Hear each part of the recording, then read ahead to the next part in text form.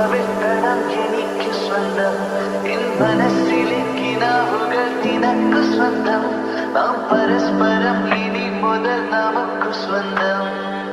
കുറുമൊഴിയേ നിൻ വീണകൾ